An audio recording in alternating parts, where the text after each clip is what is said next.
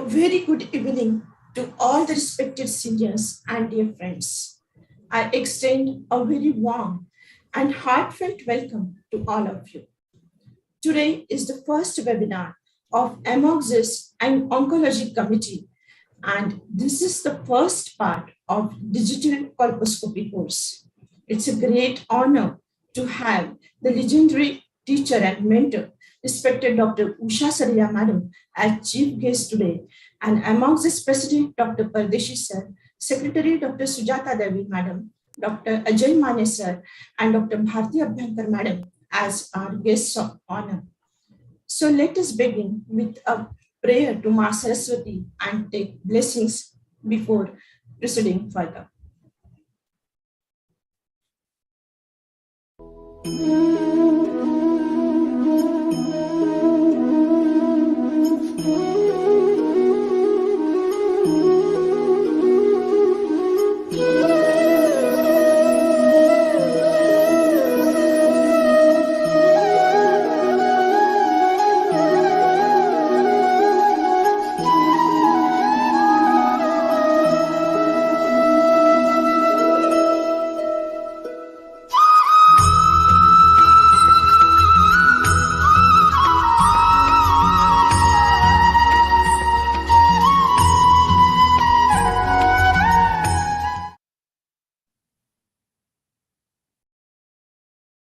Thank you very much. The convener of today's webinar is AMOGSIS Oncology Committee Chairperson, Dr. Vasu Sir. I would like to request him to kindly introduce respected Dr. Usha Saria Madam to the House.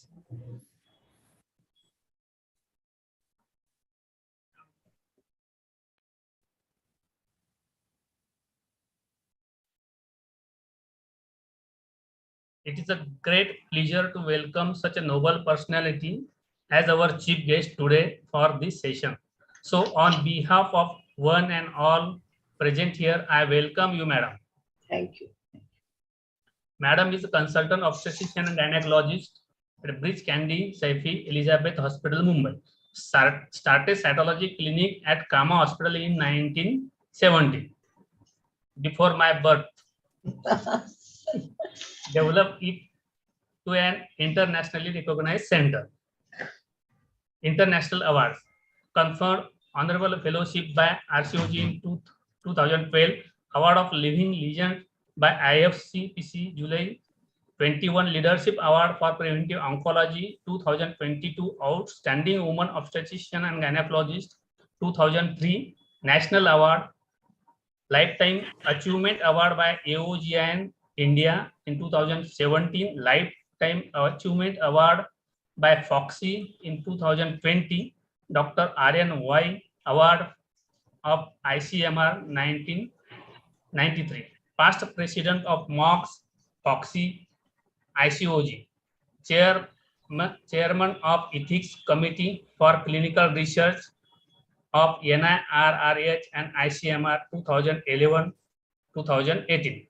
Madam, it is an honorable moment for our AMOGS Oncology Committee to have your prestigious presence in today's event.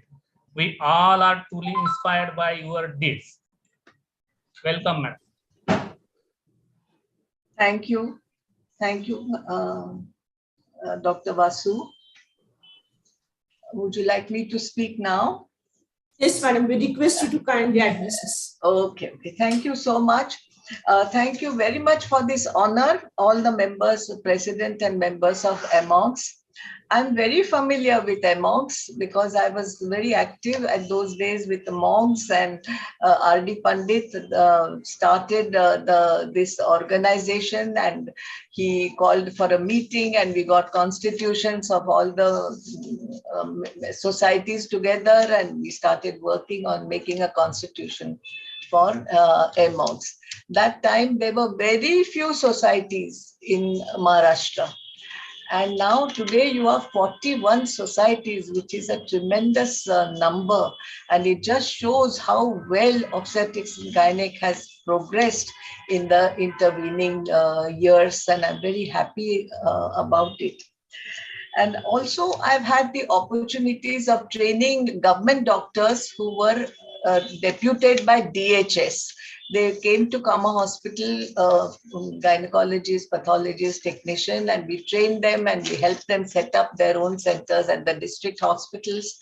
And many of our teammates and my group and all, we also traveled to these district places and familiarized ourselves with the situation there and worked on it. So this effort at human resource development has paid its dividends very well and very quickly, you can say, in the last 45 years. Those days, I could not find 5 or 6 people to take a course and give lectures. Nobody was there who knew the subject well enough. And today, there are courses almost every day, twice a week in all the parts of Maharashtra, all parts of India. And they're all brilliant speakers. I'm hearing them speak. And I said, wonderful to see this. And it reminds me of John F. Kennedy's words that the best human resource is the human mind. If you train the mind, it gives multiple directions of progress, and that is what we are doing even today. So I congratulate AMOX that you are following this tradition of training people who will undertake the work. And as you can see, we have transitioned now from control of cervical cancer to elimination of cervical cancer. And that's a very big project of FIGO for the whole world. And it depends heavily on the role of a gynecologist. Tremendous role they have given to the gynecologist to undertake vaccination, screening, and treatment of the condition and a long-term follow-up. So that makes you wonder that does everybody have to know how to do LEAP? Does everybody have to know how to do colposcopies? That is a bit too much because they have so much other things to do. But what they must know, I can tell you, is that every gynecologist must know who to refer for colposcopy. And every gynecologist, when the patient comes back with the report, must be able to understand the report, realize the implications, and take it into account the report while planning the treatment. So that much responsibility each gynecologist must have and must be familiar with the techniques. And you may not do it yourself, you may refer, but you must know what is the guidance that you want to give to your patient. Now, the other thing which I think the gynecologists have to handle, which is very important. First of all, a gynecologist sees 3 generations of women and is a friend, philosopher, guide to the family. And what he says, he's well respected in society. The society also will accept.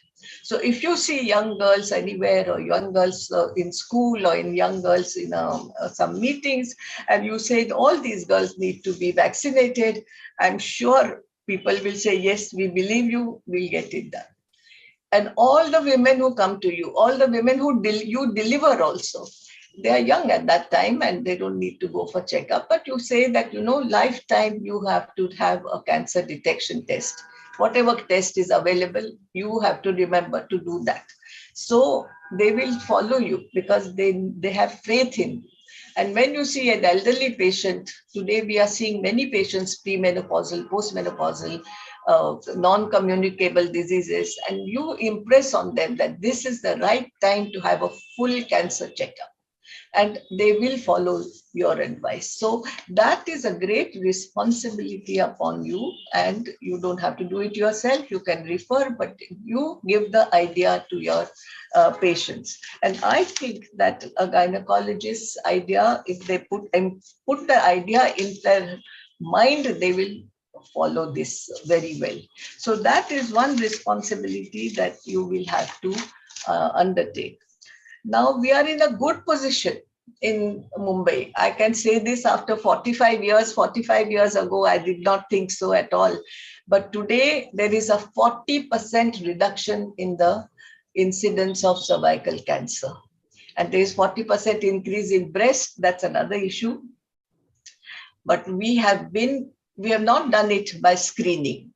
We have done it by creating awareness, and we have done it by what I call accelerators. There are things which are improving. It is not a disease which affects the good class of society, the richer countries. It's very low. It's always the low and middle income countries and slum population, etc. So we have made a change in their lives. The girls are getting educated. The girls are getting married after 18. The girls come to the doctor for delivery. Hospital deliveries are there and they have access to you. They can come to you for infection. They can come to everyone. So access to medical intervention is important, and naturally you will do some tests for them. So this is what has brought our incidence down, and we have to still concentrate on it. There are people who don't have access to that. So let us remember what is exactly the role for a gynecologist, and to be available to your patient, to answer her questions, and to make her believe in preventive healthcare is the major role that you will play. So I would like to end on a happy note. Since as I told you, I'm myself happy to see the falling incidence.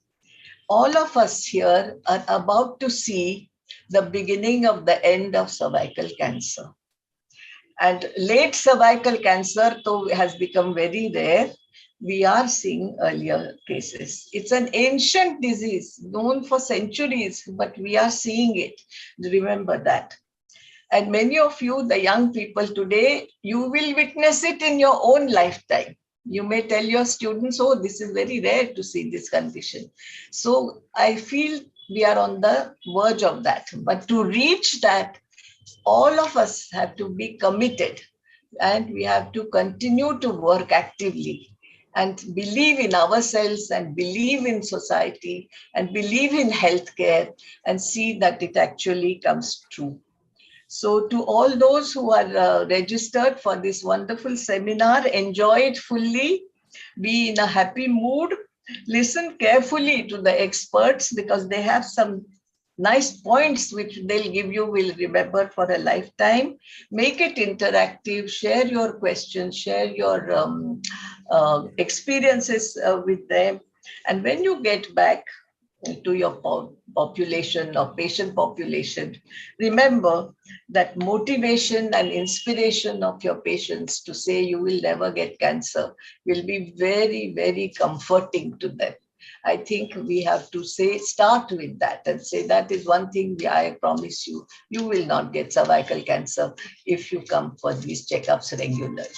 I think on that note, I request Dr. Vasu to start your program, and I'm very happy to be here with you on this occasion. Dr. Vasu is my student. I remember him and we've kept in touch, and he is doing fantastic work. There's so many students that I can see here, and I'm happy to meet all of them. Thank you. Thank you, madam.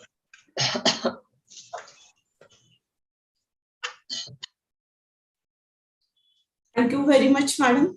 Thank you very much, respected madam, for all the kind, inspiring, and valuable words. Thank you very much. Thank you. I would like to ask Dr. Vasu to kindly introduce Dr. Pardeshi sir to the house.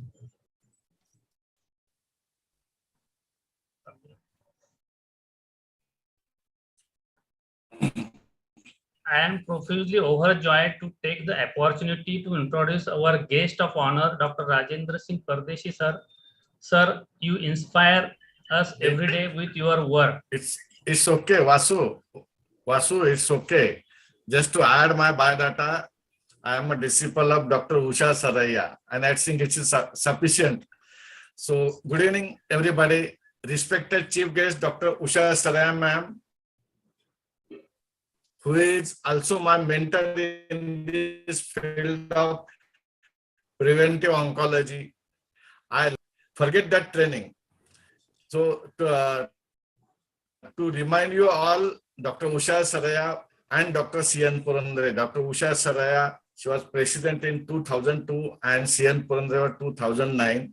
They have done a lot of work in this field and still they are doing. They are living legends, as Dr. Vasu told in her biodata. So proudly say I was the part of at that time, they have the cervical cancer prevention program in the FOCIS workshop and CMEs. So, respected guest of honors and AMOX pillars, Dr. Sujata Dalvi, Dr. Ajay Mane, Dr. Bengar, and Dr. Rashmika.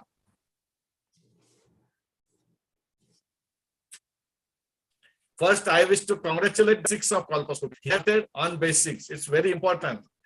Madam, I wish to tell you, after studying his biodata, Dr. Ajabra Vasu is the right person for this post of chairperson.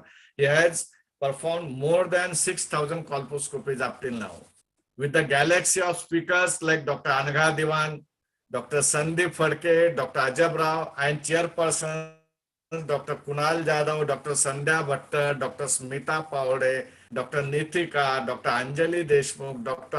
Anupama Bhute. I think this will be a great progress. Every success to this first webinar of Dr. Ajabra Vasu, and I wish every success to Ajabra Vasu for his future endeavors in AMOX and FOCI also. Thank you so much for inviting. Thank you, Dr. Ajabra. Thank you, sir. Thank you. Yes. Thank you very much, sir. Dr. Rashmi. It's a great honor to welcome our next guest of honor, Secretary of AMOX, Dr. Sujata Dalvi, Madam. I would like to introduce Madam to the House. Madam is consultant obstetrician and gynecologist at Global Selfie Bhajya St. Elizabeth Hospitals. She's at present she's secretary AMOX and she has been joint associate editor of Jogi and clinical secretary. Rashmi, that's yes. Welcome, ma'am. Yeah. Okay. So Rashmi, thank you for such kind introduction, and I'm very proud and privileged to be associated with AMOX Oncology Committee digital course on colposcopy, and for which the total credit goes to Dr. Ajabra Vasu, who is a chairperson of AMOX Medical Oncology Committee and also conveners of today's program. And all this cannot happen unless you have encouragement from Dr. Pardesi, who is the president of AMOX, who is always encouraging and who is always a little bit of a force factor behind all such academic activities so far as AMOX is concerned. It is fortunate to have Dr. Usha Saraiya as our chief guest, who is pioneer in the field of preventive oncology, and colposcopy forms a part of this preventive oncology. And as what Madam said, that there is 40% in the reduction of cervical cancer cases. It is all because of the active interference or active participation of most of the patients as well as on the part of the doctors as such. And my all best wishes and all best luck to all the today's speakers, the coordinators and chairpersons for today's program. Thank you so much. Thank you very much, madam. It's a great honor to welcome our Joint Secretary and Vice President-elect FOCI, Dr. Ajay Mane sir, to the webinar. Dr. Ajay Mane sir. No, Rashmi ma'am, we can skip that. Yes.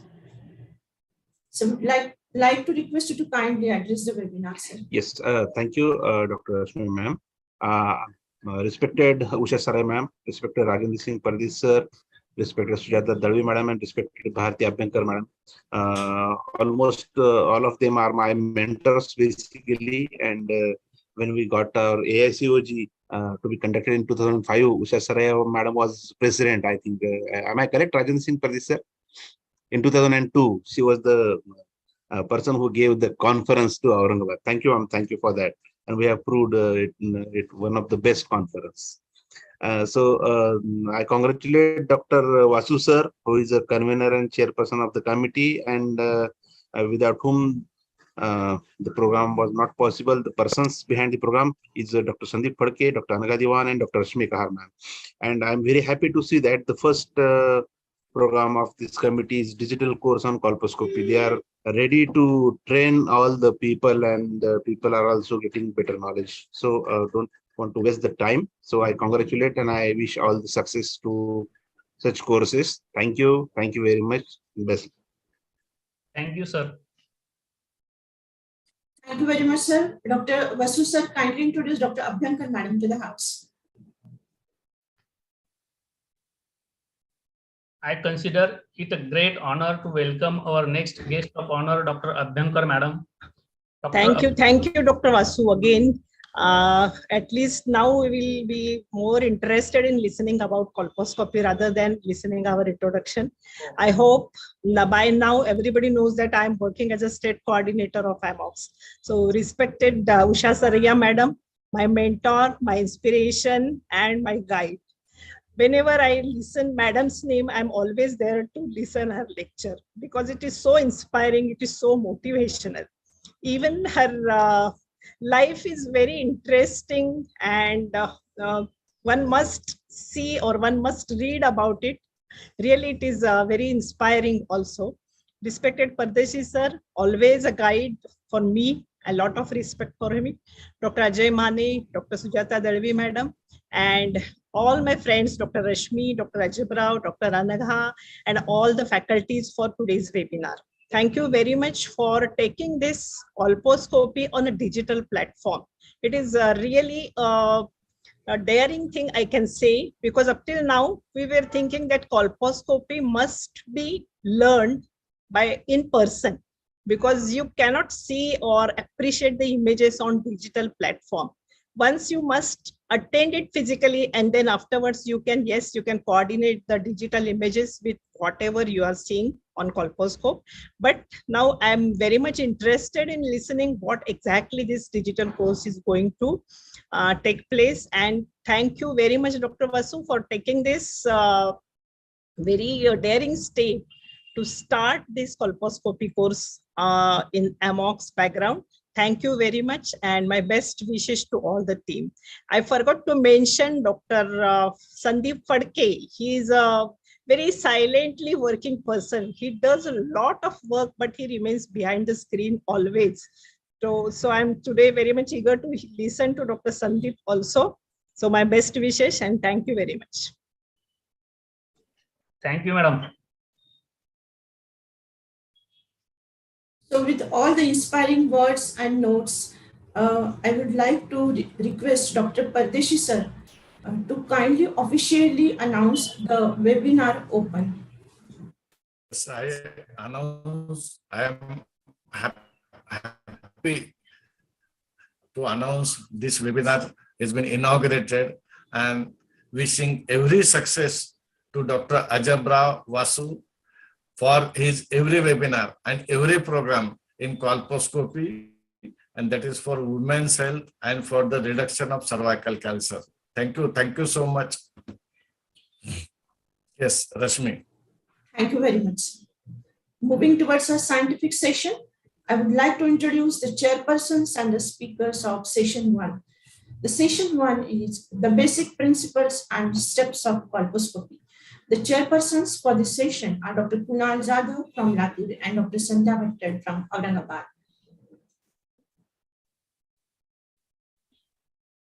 Dr. Kunal Jadhav is working at present as Associate Professor at GMC Latur and is a founder and consultant at Yashoda Test Tube Baby Center and Laparoscopy Center, Latur. Dr. Sandhya Bhatted is a dear school friend of mine. She's at present practicing OBGYN in Aurangabad, and she's consultant at Dr. Hedgewar Hospital since last 12 years with special interest in high-risk obstetrics, laparoscopy, and colposcopy. She has been connected to many social projects run by the organization and is presently working as clinical secretary in Aurangabad OBGYN Society. I welcome you both, Dr. Sandhya and Dr. Kunal, and I would like to request Dr. Kunal to kindly introduce the speaker to the house.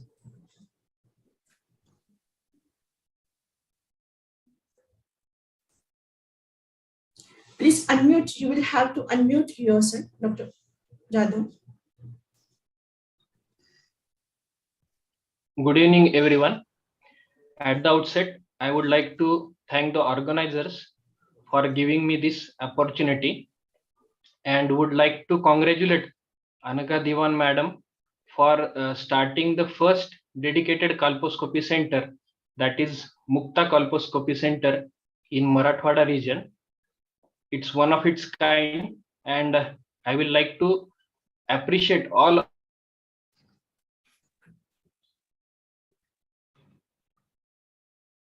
patients not only the patient but the practitioner for the conservative management in pre-invasive lesions.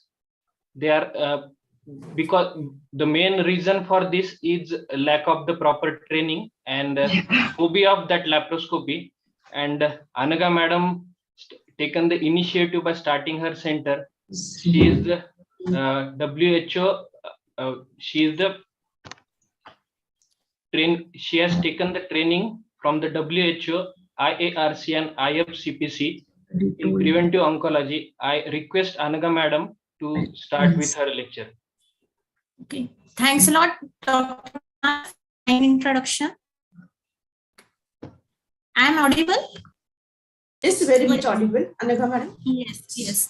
At the outset, I will like to thank Dr. Rajendra Singh Pardesi sir, Dr. Ajay Mane sir, and Dr. Vasu sir for giving me this opportunity. And today it's my absolute honor and pleasure to talk in front of Dr. Usha Saraiya madam and Dr. Bharti Abhyankar madam. Now I will start my topic, basic principle and steps of colposcopy. Cervical cancer is one of the most common cancer in female, and today there are more than 13 lakhs females of cervical cancer in India. And horrifying fact is that every 7 minutes a female is dying because of cervical cancer. As I have shown in the slide, iceberg phenomena of a disease holds true for cervical cancer, in which very small number of cervical cancers are detected, but there are huge number of precancerous lesions which we need to be detected. They should be followed and treated so as to move towards our desired target for elimination of cervical cancer, which was given by WHO. And what was that target?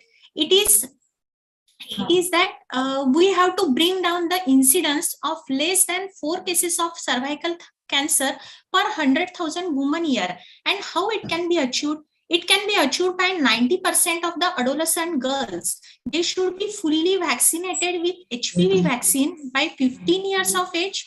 70% of the females, they should be screened with a high precision HPV test at least twice in their lifetime, that is at 35 and 45 years of age. Then 90% of the screen positive females, they should be received adequate treatment and they should be followed, and there should be 30% reduction in mortality from cervical cancer. Now, as we all know, HPV infection is a key cause for cervical cancer. And remember, cervical cancer is a very, very rare outcome of extremely common HPV infection. And persistent infection with oncogenic HPV is the only key cause for cervical cancer, and that's why it is totally preventable. Now, let us see what are the screening test and triage test. Exfoliative cytology, visual inspection with acetic acid and HPV DNA are the screening test. That is, they detect crime. But colposcopy is a triage test that it detects culprit. Now, what is meant by triage? Triage means prioritization of the patient care. That means, it means to sort out. So, triage is a process whereby patients are sorted according to their treatment priority. Remember, most of the triage tests are second line intervention and they are very specific tests. Colposcopy, which we are going to discuss today, is the most commonly used triage test. Now, what is colposcopy? Colposcopy is a diagnostic procedure to have magnified view of vulva, vagina, and cervix. Most of the cancerous and precancerous lesions of the cervix, which have distinguished feature, can be easily detected by colposcopy. Now, what are the inclusion criteria or indications for colposcopy? When a female comes to you with a suspicious, unhealthy looking cervix, then female with a persistent low-grade abnormality on cytology, LSIL or HSIL on cytology, persistent unsatisfactory report on cytology, if a female is HPV DNA positive, if a patient is VIA and VILI positive, if she is having hyperkeratosis or condyloma on the cervix, and another indications are if she is coming with postmenopausal bleeding or postcoital spotting, you can certainly do colposcopy for her. Only exclusion criteria is menstruation. Now, what is our aim of doing colposcopy? Mainly, we want to arrive at a particular diagnosis. Then we want to select most abnormal site for biopsy. Then we have to identify transformation zone so that we can plan and execute treatment for that female. And most important indication of colposcopy is we want to rule out the presence of invasive cancer. Now, colposcope is a instrument. Here I have shown it.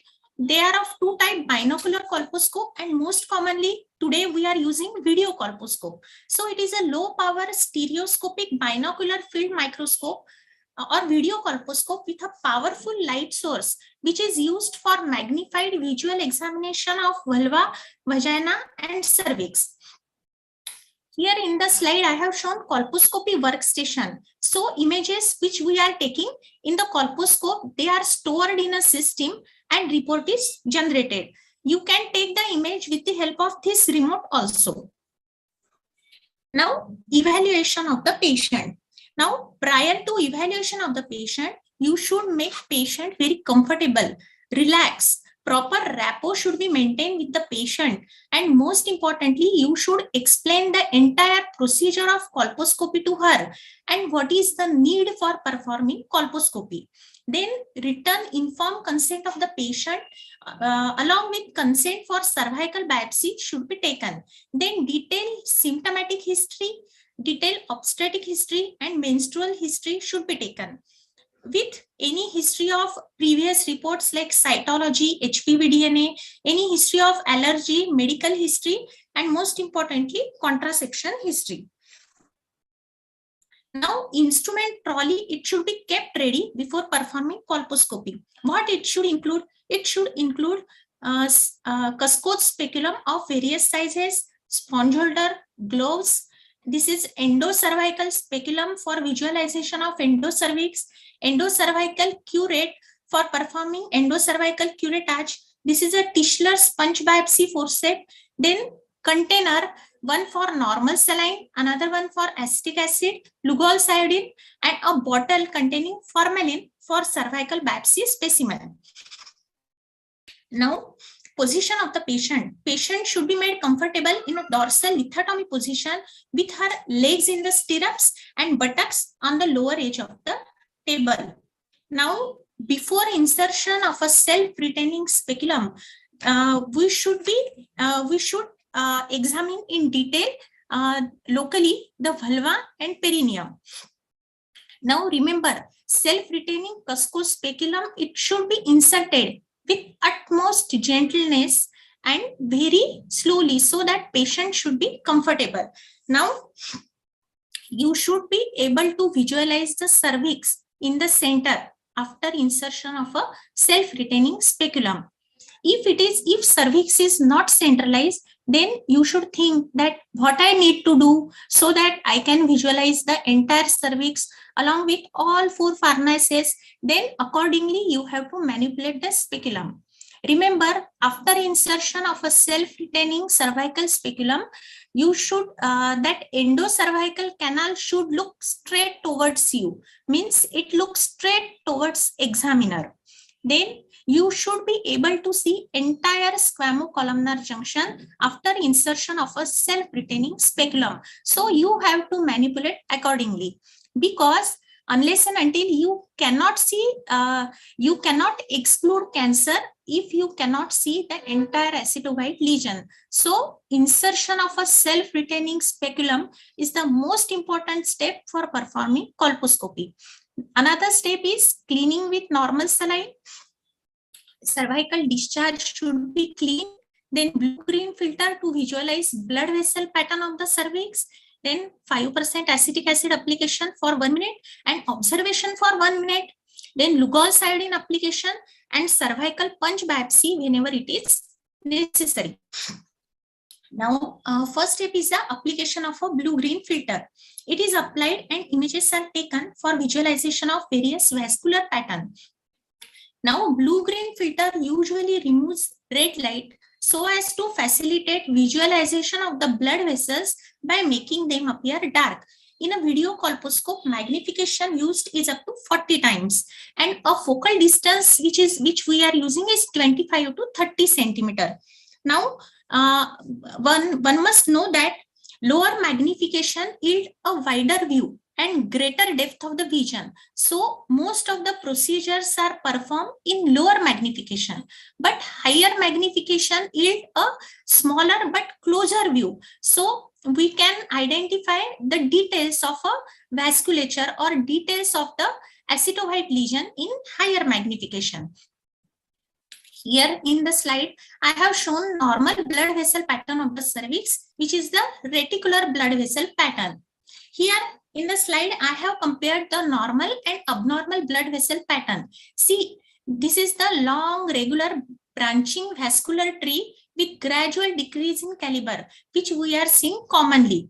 And remember, in abnormal blood vessel pattern, mostly the blood vessels, they are large in caliber and they are irregular. Now, punctation, this will cover in detail by Dr. Vasu sir, but I want to tell you only one thing, that normally the basement membrane of the stratified squamous epithelium is straight, but sometimes it is thrown into projection in the epithelium along with stromal blood vessel in it. So when we see end-on view of this stromal papilla, it will appear as a dot, which is known as a punctation. Remember, this is a stromal papilla, and the epithelium in between two stromal papilla is a rete pegs. Now, similarly, mosaic pattern, when the epithelium is affected by HPV virus, there is a rapid growth of the epithelium along with abnormal angiogenesis. So when we see end-on appearance of this epithelium, it will appear as a tile block, giving the mosaic pattern of the epithelium, which will be covered in detail later on. The next step is application of acetic acid. Usually 5% acetic acid is applied to cervix for 1 minute and observed for next 1 minute. Remember, acetic acid should be freshly prepared and it should be used within 24 hours. For next day, you have to prepare fresh acetic acid. If we want to prepare 10 ml of acetic acid, we are using 0.5 ml of glacial acetic acid plus 9.5 ml of distilled water. Similarly, for 20 ml and for 100 ml. Now, what is the physiology of acetowhitening? Remember, acetic acid causes reversible coagulation of the nuclear protein, which is mainly responsible for acetowhiteness. Now, here I have shown the mature stratified squamous epithelium. It consists of 4 layers: basal, parabasal, intermediate, and superficial cell layer. Now, most of the cells of the stratified squamous epithelium are large squamous cell with large cytoplasm and small pycnotic nuclei. And remember, this mature stratified squamous epithelium is highly differentiated. So, when we apply acetic acid and when we visualize with colposcope, direct light, it passes through entire stratified squamous epithelium and light is reflected from stroma, which is rich in blood vessels. So reflected light from stroma is translucent pink. So mature stratified squamous epithelium after application of acetic acid looks translucent pink. Now, what happens in case of immature stratified squamous epithelium? As we all know, immature stratified squamous epithelium is poorly differentiated, and therefore their superficial cells, squamous cells, are having large nucleus, so greater nuclear content. So again, direct light, it cannot pass through the epithelium and light is reflected from the epithelium. So immature stratified squamous epithelium or squamous metaplasia, it appears opaque white. And when we see on colposcopy, it appears how the immature squamous epithelium or squamous metaplasia appears. It appears thin, pale white, shiny, frond-like projections pointing centripetally towards the os, and it is always near to new SCJ. Remember, it is without any specific geographic pattern and without any specific margins. It may be seen as a patchy acido-white area or sheets over columnar epithelium. Here only I want to show this is the immature squamous metaplasia. Again, here I have shown immature squamous metaplasia, which is without any geographic pattern, without any well-defined margin. Here I have shown a satellite lesion, which is not arising from HCG. Now, what happens when there is a dysplastic epithelium? Now, stratified squamous epithelium, which is affected by HPV. HPV virus, it has a great content of nuclear protein. See here, because of HPV infection, there is a disordered cellular proliferation and hyperchromasia of the nucleus. So because of large amount of the nuclear content, again direct light, it cannot pass through the epithelium, and here again light is reflected from epithelium itself. But here appearance is snow white, chalky white or oyster white appearance. Here only I want to show you how is the opaque white, chalky white or snow white appearance of a lesion. Then what happens after application of a Lugol's iodine? Here I have shown again, as we all know, mature stratified squamous epithelium constitute of 4 layers: basal, parabasal, intermediate and superficial cell layers, and all the cells, they are highly differentiated. So these squamous cells, they are having pycnotic nucleus with large cytoplasm, having large number of a glycogen granule.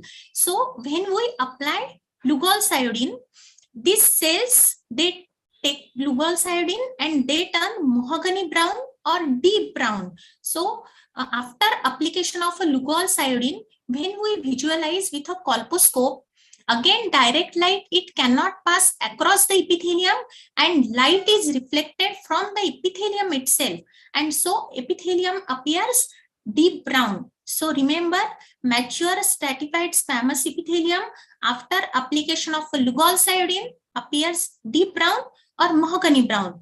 But immature stratified squamous epithelium, or when there are infection, these lesions, they will appear as a pale yellow in color. Here we can differentiate the color. This is the color of a mature stratified squamous epithelium, which is deep brown. Here there are cervix which is affected by infection. So because of denudation of the superficial epithelium, it has not taken up iodine. So this is pale yellow discoloration because of Lugol's iodine. Now again we will go back. Most important thing that we should remember regarding Lugol's iodine test is, when we are talking about a lesion or area, then that area is said to be iodine negative because it has not taken up iodine. But when we are talking about the test, it is said that the test is iodine positive. This is very important because we are most time confusing in these both terminologies. That area or lesion, it should be said as a iodine negative, but the test, it should be said as a iodine positive. Now we have to note shape, position and color of iodine negative area, and most importantly, whether it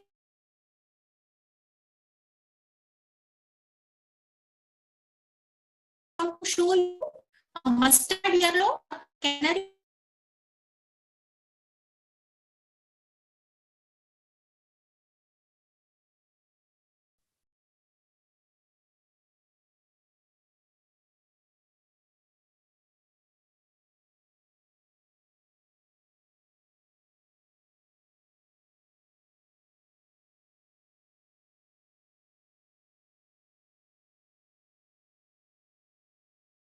The transmission is there, Abhishek?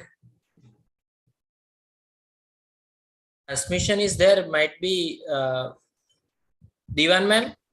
We are not able to listen. Divan ma'am has disconnected actually. Okay. Might be connectivity is the issue at her end. Someone please call her. She may rejoin. We will wait for her.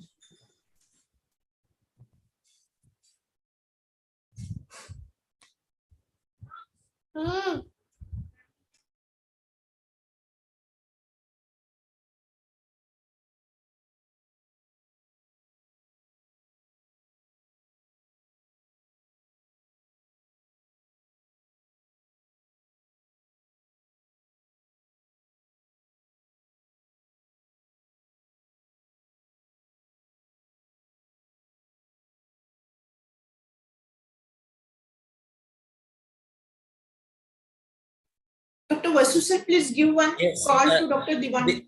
Divan ma'am has joined. She is joining, madam.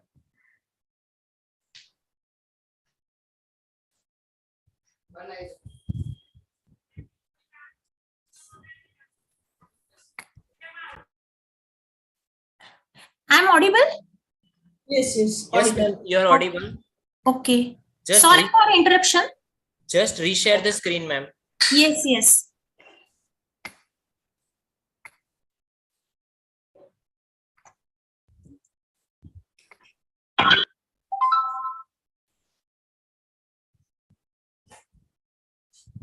Yes. Now, what is original? I think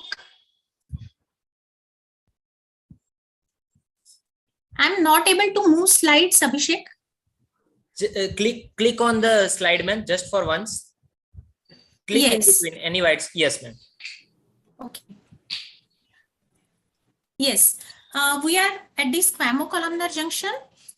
Squamocolumnar junction is a dynamic junction of stratified squamous and columnar epithelium of ecto and endocervix respectively, and its position varies according to age and hormonal status of a female.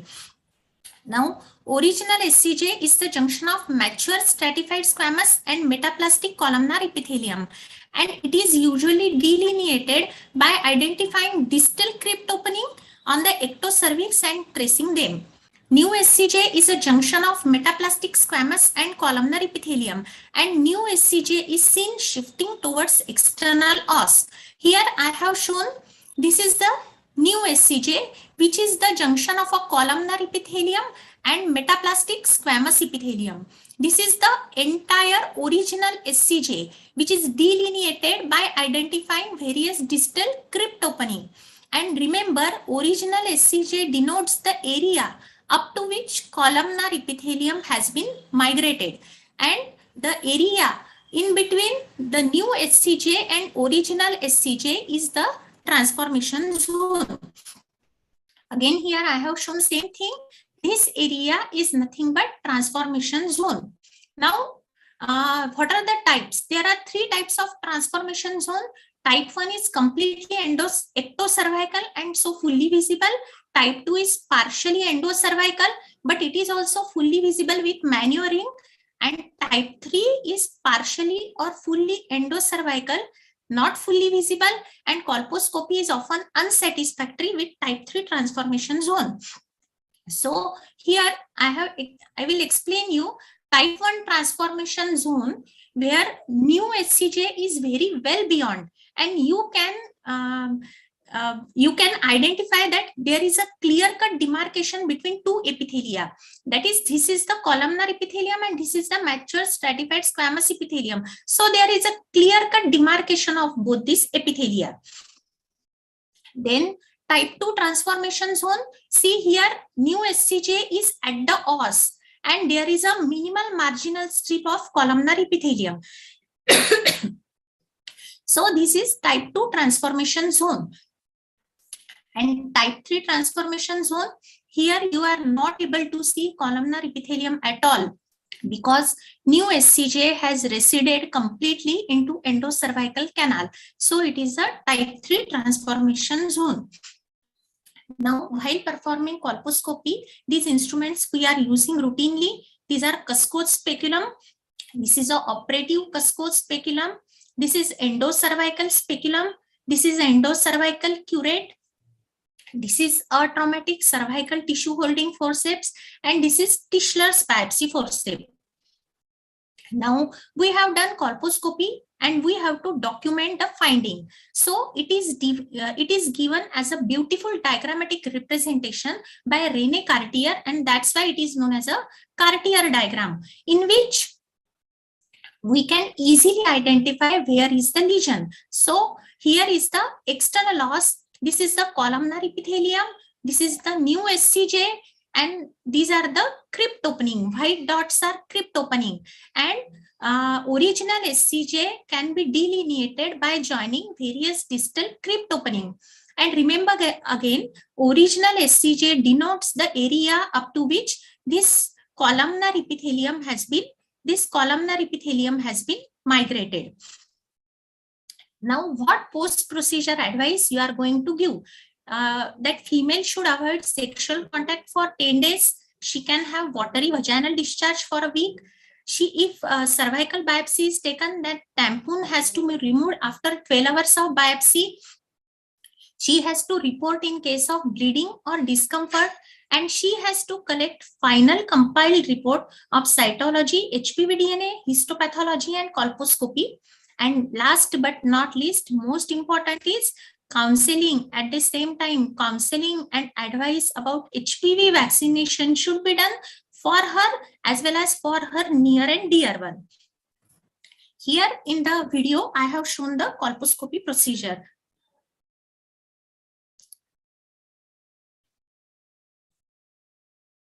Abhishek, the On the video video is bottom, just click on play button, ma'am. Just move your cursor, move your pointer on the video bottom. yes, Click on yes. play Okay, button. okay.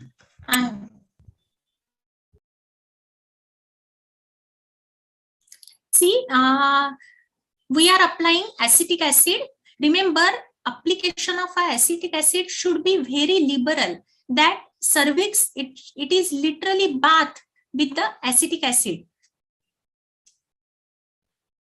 Acetic acid should be applied for 1 minute, and then you have to observe for another 1 minute.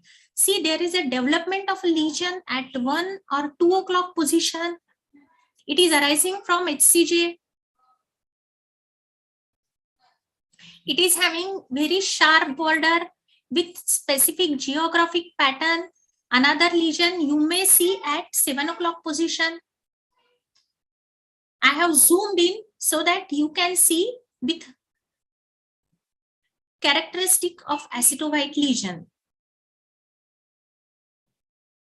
You can see those opening, distal crypt opening. Again, zoom out. So this is how acetic acid is applied. See, the cervix is centrally fixed in the cuscus speculum, so that you should be able to see entire cervix with all fornices, and HCJ should be completely visible while performing colposcopy. If not, you have to do manipulations.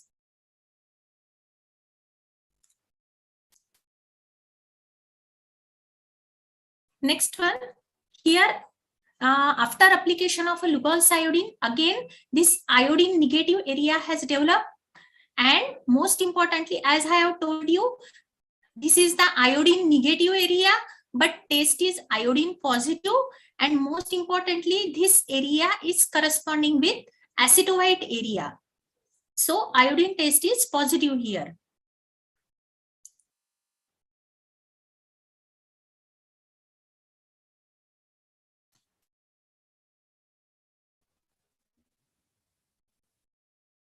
Again, with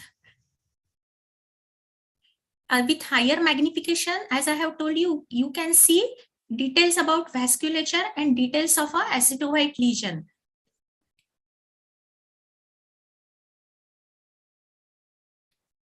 So my take-home message from today's presentation is colposcopy is a triage test. Most important aim of the colposcopy is to rule out the invasive cancer and to select most appropriate site for biopsy. And most crucial aspect of a colposcopy is you cannot exclude cancer if you cannot visualize entire acetowhite lesion, and therefore every attempt should be made to visualize entire acetowhite lesion, which is a key for successful colposcopic examination. I think my presentation is over. Thank you all for patient listening. Thanks a lot.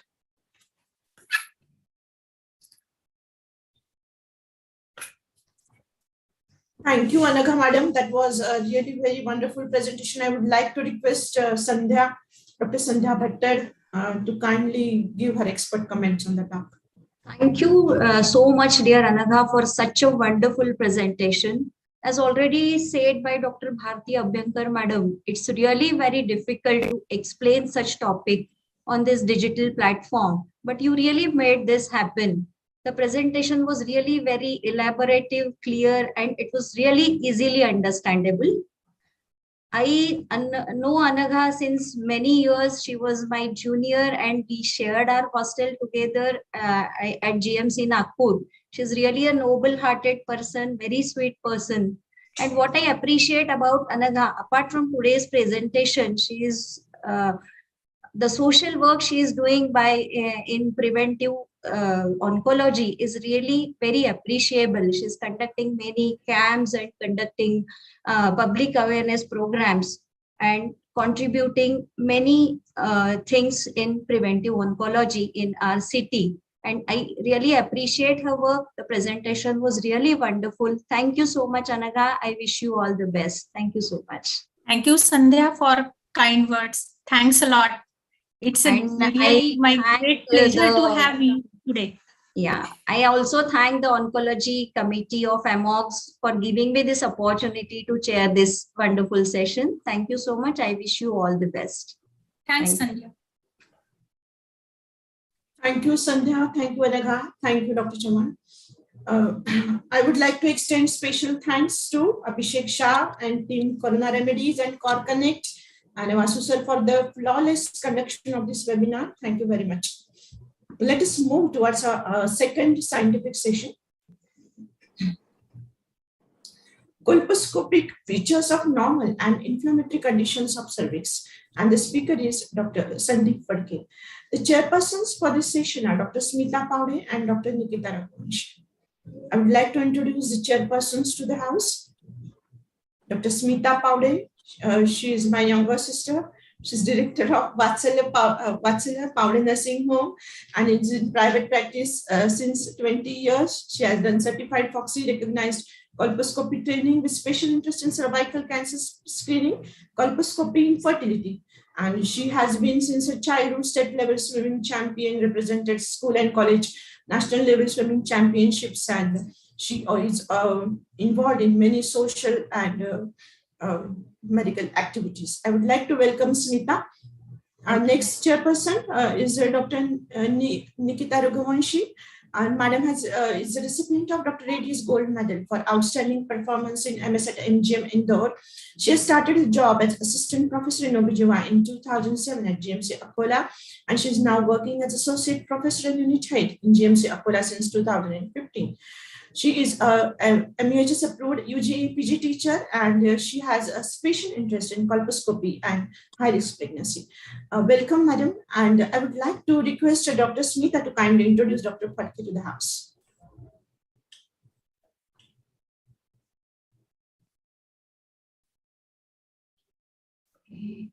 Smita.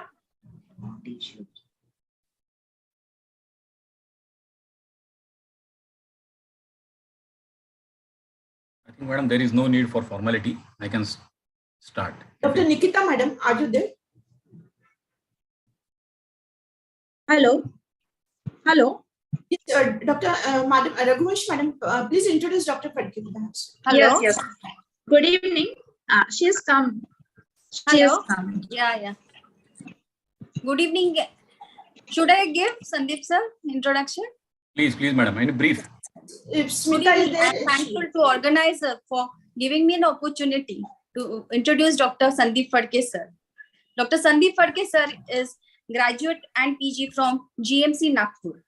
He has been awarded with many prestigious awards at national and international level. He has been awarded as a Best Obstetric Ultrasound Photography Award.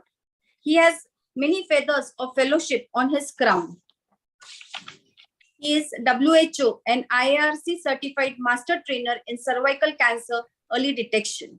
He is a life member of ISCCP, and he has been great academician, and with this successful practice on social duties, He is also doing colposcopy camp at Akola District Women's Hospital. He has many articles and paper presentation. So with this brief introduction, I now request Dr. Sandeep Phadke sir to enlighten us with a talk on colposcopy feature of normal and inflammatory condition of cervix. Thank you, sir. Thank you very much for the kind words, madam. Thank you. I take this opportunity to thank you, my teacher, Dr. Usha Saraiya, madam, and all the teachers at Nargis Datta Memorial Cancer Hospital, Barshi.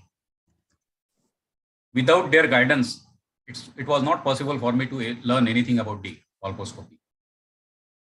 My job has already been done very easy by our previous speaker, Dr. Anagha.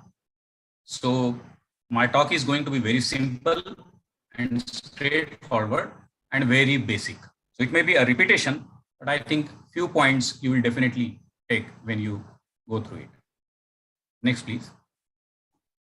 So I will try to cover the various aspects like the types of epithelium which you see when you are doing the colposcopy, like the squamous epithelium and the columnar epithelium, the concept and the understanding of squamo-columnar junction, original and new one, the concept of metaplasia, transformation zone.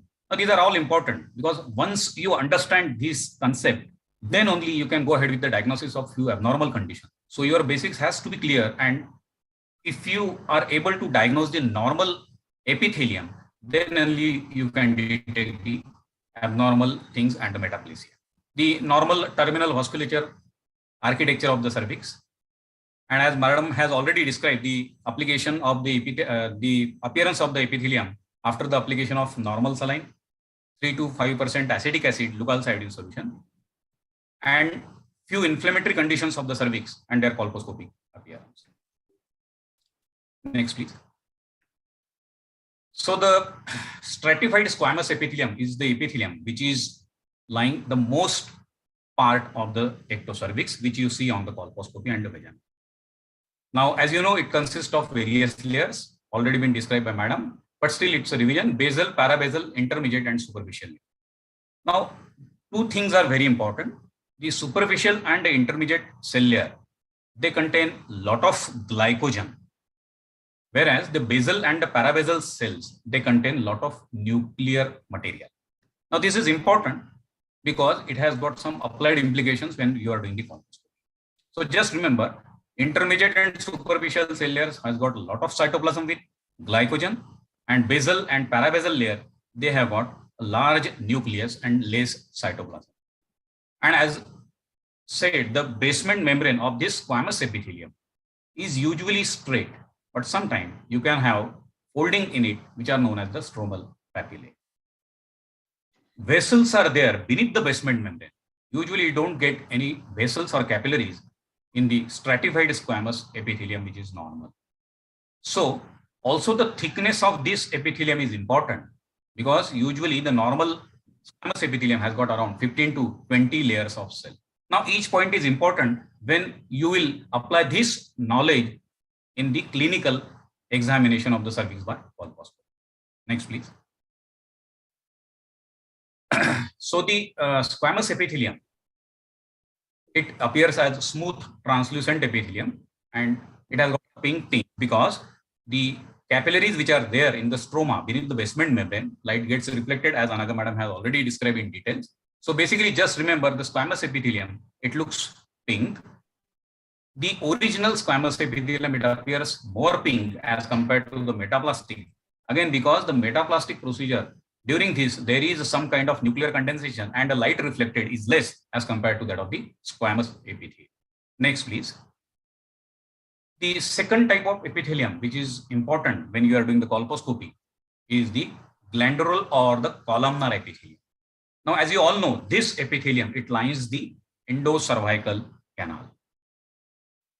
And the ectocervix is mostly lined by the squamous epithelium. Now, this glandular epithelium, it on one side, it connects or it joins with the squamous epithelium on the ectocervix, and On the other hand, in the endometrial cavity, it joins with the endometrial cells of the endometrial cavity. Now, this is very important because these cells, they are single and they have got a nucleus which is basal, and because as they are single in layer, the light which is reflected from these cells is usually more, and that is why they appear red as compared to that of the pink of the squamous epithelium. Now, as in case of a squamous epithelium, the basement membrane is usually flat, but in case of a columnar epithelium, the basement membrane here is reflected into the various villi. Next slide, please. As you can see, the basement membrane is folded and it forms what is known as the columnar villus structure with the fine capillaries in it. Now, because of this capillary structure and a single layer of the columnar epithelium, you can very well differentiate the columnar from that of the squamous epithelium. And the region where they meet each other is known as the squamocolumnar junction. Next, please. So as already discussed, the columnar epithelium, it appears dark red when you compare with that of the squamous epithelium. Please, next. Now, this has got very important, this is a slide which is of clinical importance. As you have seen that the basement membrane of this columnar epithelium is folded, it forms what is known as the crypts or the gland opening. Now, these crypts, they are usually inside the stroma, and their length or the maximum penetration of them is around 6 to 8 millimeters. Now, this is very vital to know what is the length of these crypts, because when you are treating the lesions, when you apply this knowledge in the clinical practice, you have to take care of these crypts because you have to take care of 6 to 8 millimeters of the epithelial layer. Now, whenever these crypt opening, they are blocked, maybe because of some mucus plug, maybe because of inflammation, maybe because of some infection, they form what is known as a Nabothian cyst. Next, please. Now, these crypts or the endometrial gland opening, you can very well visualize when you are doing the colposcopy. As this arrow points, this is the crypt opening, which is seen on the lower side of the cervix. Next, please. And this is the Nabothian cyst, which is nothing but the blockage of this crypt because of some reason, and there is a formation of a retention cyst, which is known as the Nabothian cyst. Next, please. Now, something about squamocolumnar junction. Now, this is very important because this squamocolumnar junction, it is this region where there is a continuous transformation of the columnar epithelium into the squamous epithelium.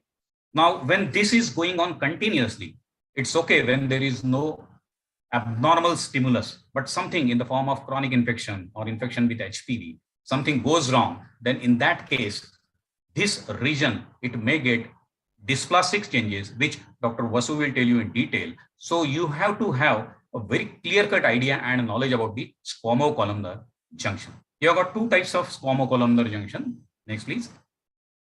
The one which you see on the colposcopy, that is on the ectocervix, which is between the columnar and the squamous epithelium. This is the new squamocolumnar junction. You can very well visualize it, and this visualization of this is better facilitated after the application of the acetic acid, because there are rapidly dividing cells near this squamocolumnar junction, and with the application of acetic acid, you can definitely diagnose this clearly, as you can see in the picture. The one which is on the left side is without the application of the acetic acid, and the one which is on the right side is after the application of the acetic acid. So there is no confusion when you see the junction between the columnar and the squamous epithelium. That is the new columnar junction. Next, please. The slight difficulty is there when you have to diagnose where is the original squamocolumnar junction, because as Madam has said, the original squamocolumnar junction is between the native or the original squamous epithelium and the mature metaplastic squamous epithelium. So it is difficult as such, but it's an imaginary line which you can see as in this picture. This is the epithelium with more pink color, and this epithelium, which is a mature metaplastic, has got less pinkish color, and you can definitely make out differentiation between these two, which is again an arbitrary one, which is known as the original squamocolumnar junction. Why it is important to know where is the original squamocolumnar junction, where is the new squamocolumnar junction? Now, this is important because the whole colposcopy is based on finding out the area of the cervix where there is a continuous ongoing metaplasia. Next, please. Now, as you know, at puberty, because of the stimulation of the biological clock, the hypothalamo-pituitary ovarian axis gets stimulated and the ovaries start secreting the estrogen. Now, it is this estrogen which is responsible for the conversion of the lactogen, which is present in the intermediate and the superficial layers of the squamous epithelium. And now it converts this lactogen into the lactic acid, thereby converting the alkaline vaginal pH of the female into the acidic vaginal pH after the puberty. Now, it is this acidic vaginal pH which causes the continuous irritation of this columnar epithelium, which is there on the ectocervix. This continuous irritation by the acidic vaginal pH, it causes the stimulation of columnar epithelium, which results into the stimulation of the reserve cells beneath these columnar epithelium, ultimately which leads to the process of what is known as the squamous metaplasia. So basically, squamous metaplasia is nothing, but it is the conversion of one adult epithelium, that is the columnar epithelium, into the another adult epithelium, that is the squamous epithelium. Next, please. We'll not go into the details, but just you can have an idea how the squamous metaplasia it takes in the cervix. As you can see on the left upper image, the columnar epithelium, and beneath that, the arrow is showing the reserve cells. So that is the first stage of the squamous metaplasia. Because of the acidic vaginal pH, there is a continuous irritation of the columnar epithelium, and because of this continuous irritation, these columnar epithelium probably they themselves stimulate these reserve cells, and now the reserve cells they start the process of squamous metaplasia. Now, in the second stage, the squamous, the reserve cells they differentiate into the immature 5 to 6 layers, then finally get converted into 8 to 12 layers, but they are again immature, and finally they form 15 to 20 layers of the mature squamous metaplasia. So when there is a mature squamous metaplasia, it's really difficult to differentiate it from that of the original squamous epithelium. So basically, it's a protective mechanism of the body to decrease the injury or decrease the irritation to the columnar epithelium by replacing them with the squamous epithelium. Next, please. So the transformation zone is the area where there is a squamous metaplasia, and you have to have the properly identification of this transformation zone when you are doing the colposcopy. If you are able to see whole of the transformation zone, then only you can say that my examination of colposcopy is satisfactory. So as we have discussed, this area, it lies between the new squamocolumnar junction and the original squamocolumnar junction. Next, please. Also, you can have, as you can see in this picture, in the center, please next. In the center, you can see the squamocolumnar junction, which is lined by the blue line. Next, please. And the red line now, it will tell you that this is the original squamocolumnar junction. And the area which is in between these new and the original squamocolumnar junction is the transformation zone. And this is of great significance to you when you are doing the colposcopy. Next, please. When you are dealing with the transformation zone, you are able to see, or you can have 4 hallmarks or the landmarks of the transformation zone. One, as you already described, the crypt opening or the glandular opening with the curved border, as you can see on the left side of the picture. Second is the Nabothian cysts, which are nothing, but they are the retention cysts because of the occlusion of these crypt opening. Next, the islands of columnar epithelium and few projections, tongue-like projections, which are pointing towards the internal os. So whenever you find these structures, probably you are dealing with a transformation zone. Next, please. As Madam has described, when you are able to see the whole of the transformation zone. That means you are able to see the new squamocolumnar junction in its entirety, and in its 360 degree, then you can say that the transformation zone is of type 1. Next, please. But when you are not able to see the squamocolumnar junction in the entire picture, entire 360 degree, as in this picture, see the upper lip is showing the squamocolumnar junction, whereas in the lower lip you are not able to find out where is the squamocolumnar junction. Next, please. But with some kind of manipulation, as I have done in this picture, the sponge holder is applied on the lower lip, and just a slight pressure that is showing me the squamocolumnar junction on the lower lip of the cervix. So this is what is known as the transformation zone type 2. Now this is important. Why it is necessary to describe in where is the which type of transformation zone is this? This has got some clinical implications when you are treating these patients. So you have to identify those, because ablative therapies usually are recommended when you are dealing with a lesion which is in the transformation zone type 1 or type 2. So we are not here to discuss the theoretical portion. We are describing this just to have the clinical and applied implications of everything of it. Next, please. And this is the type 3, where you are not at all able to look at the squamocolumnar junction. Whole of it is in the cervical, endocervical canal. And this type of transformation zone is very common in the postmenopausal females. Next, please. Coming to the most important part, that is the vascular architecture of the cervical epithelium.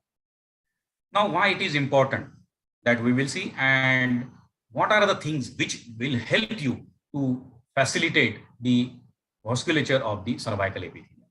Now, these can be facilitated first by applying the normal saline, because as you see, when you apply the normal saline, because it causes the cervix weight, and wet cervix, the epithelium which is there, it remains transparent. The dry cervix will not have the transparent epithelium, so you will not be able to see the vessels beneath these epithelium. That is why whenever you apply the normal saline, the cervix and the epithelium, it gets moist, and you are able to see the vasculature which is beneath the basement membrane. Second one is application of the green filter or the blue filter. Basically, these filters, they absorb the red light and they provide a contrast. That is why you are able to see the vascular architecture very well. We will see this in the next few slides.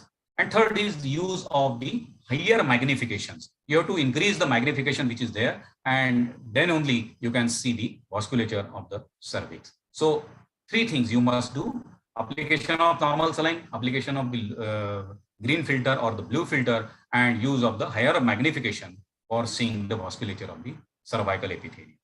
Now again, see, it is the thickness of the epithelium and opacity of the overlying epithelium. These 2 factors are very important, because if the thickness is more and if the opacity is more, you will not be able to see the vasculature which is beneath the basement membrane in the stoma. Next, please. So we will just look what are the vascular structures which are there on the original squamous epithelium. Next. The commonest is you will not be able to see anything or any vascular pattern on the original squamous epithelium. That is most common thing when you are doing the colposcopy. Next. But sometime, yes, but sometime you can have these kind of vessels which are known as the network capillaries or the hairpin capillaries. Basically, these are nothing but the terminal capillaries, and they are very commonly seen in the portion of the squamous epithelium which is near the original squamocolumnar junction. That is, it is away from this cervical os. So 2 types of pattern are common in the original squamous epithelium. Next, please. Now we will have a look of what kind of vascular architecture is common: normal vascular architecture or the metaplastic and the columnar epithelium. Next. So 3 types of vascular patterns are described, and they are very commonly seen. First is the tree branching like vessel. As you can see, the commonest thing is you will have a vessel which will decrease, which will go on decreasing in the caliper. That is the first thing. Secondly, you will have 2 vessels which will have decreasing in the caliper, and they will anastomose with each other. And you will have some fine branches which will anastomose with each other. That is the commonest thing which you will see on the metaplastic and the columnar epithelium. Next. Again, this is the common pattern which is seen over the Nabothian cyst. And as we discussed, the green filter, it helps you to diagnose the vascular architecture. As you can see in both the pictures, on the left side, they are without the green filter. And on the right side, with the use of green filter, it absorbs the red light and you can have the proper visualization of the vasculature. Third one. Next, please. Now, these long parallel vessels, they are not seen usually, but they are seen only when you are examining the cervix after some procedure. Maybe see after the loop biopsy or maybe after the lead biopsy as a follow-up. Then you can have long parallel blood vessels which you can see. So 3 types of vessels on the metaplastic and the columnar type of epithelium, and 2 types which are there on the original or the native type of squamous epithelium. Next, please. Now, the important question is why you want to look for these vascular architecture. What is the use? Why to break head in finding out which kind of vessels are there and what?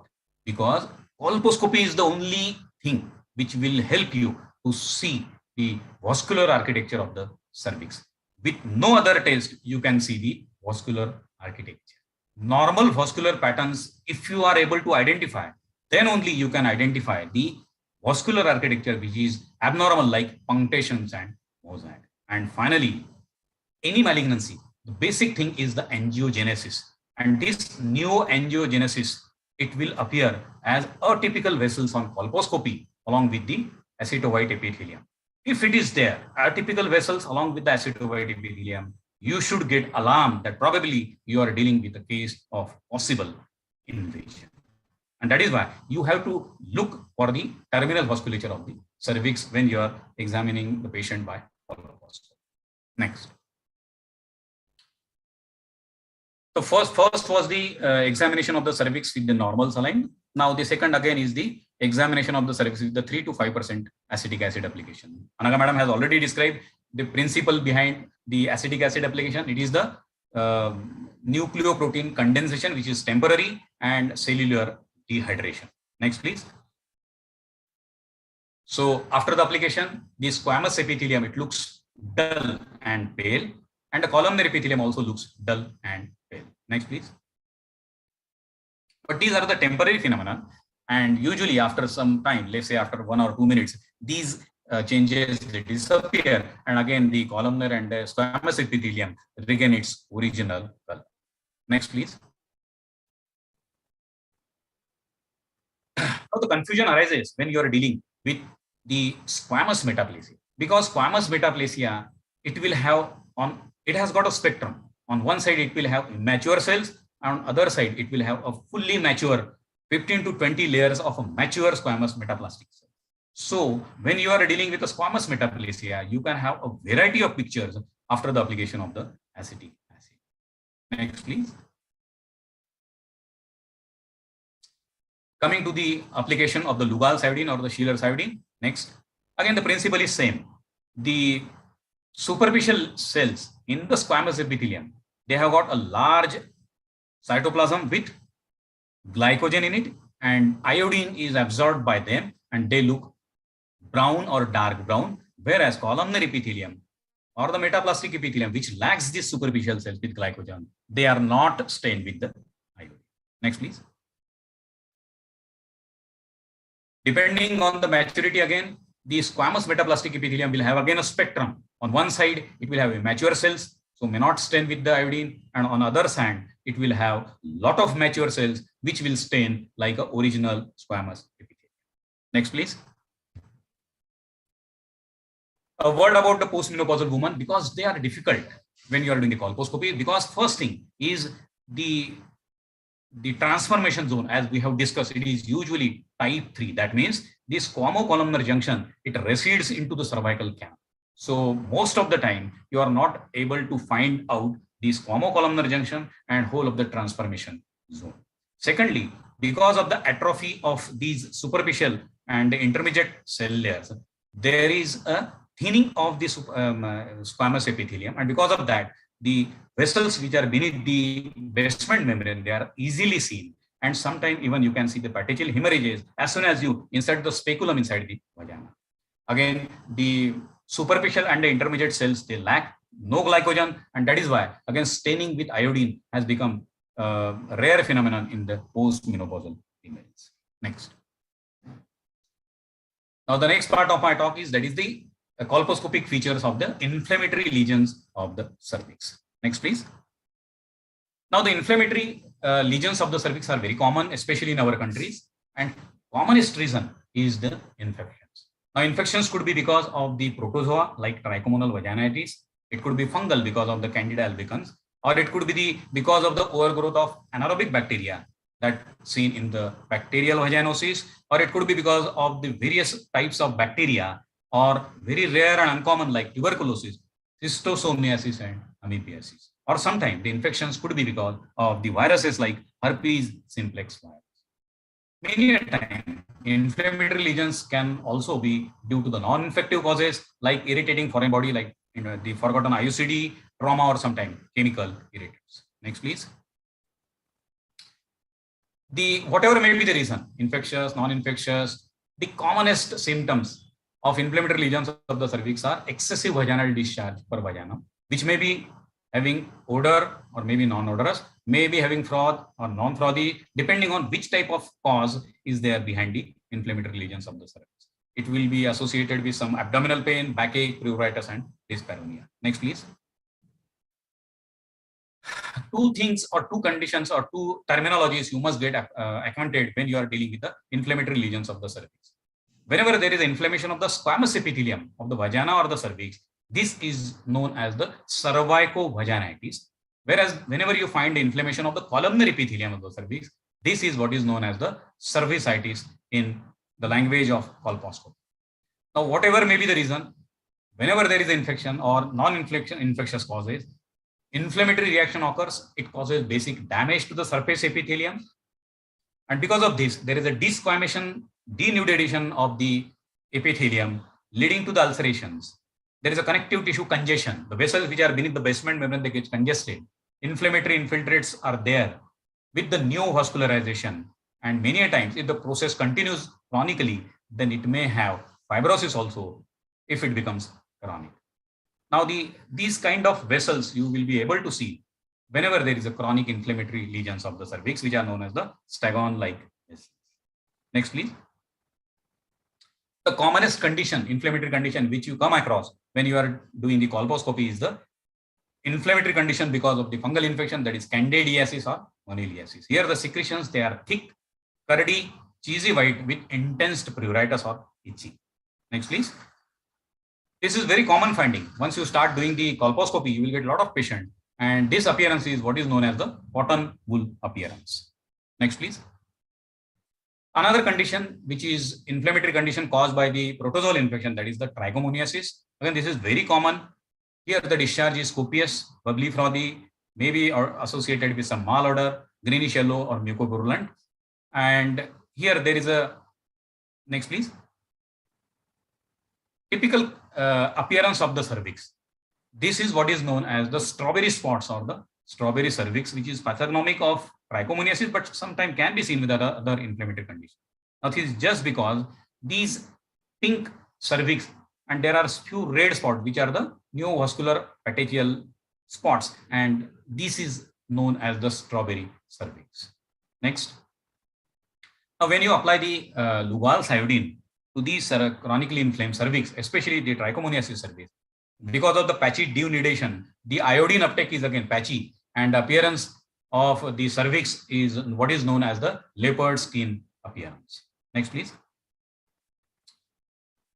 Now, these inflammatory cervix conditions of the cervix, you have to study when you are doing the colposcopy, because you have to basically differentiate these inflammatory conditions from the cyan lesions. And it is very simple, because inflammatory conditions of the cervix, they will have the diffuse involvement of the cervix and the vagina. Secondly, they will have associated symptoms like pruritus, discharge, pain, dyspareunia. Next, please. Thank you very much. I take this opportunity to thank the Dr. Vasu, Amox team, my teacher, Dr. Usha Saraiya madam, and all the teachers who are there. Thank you so much.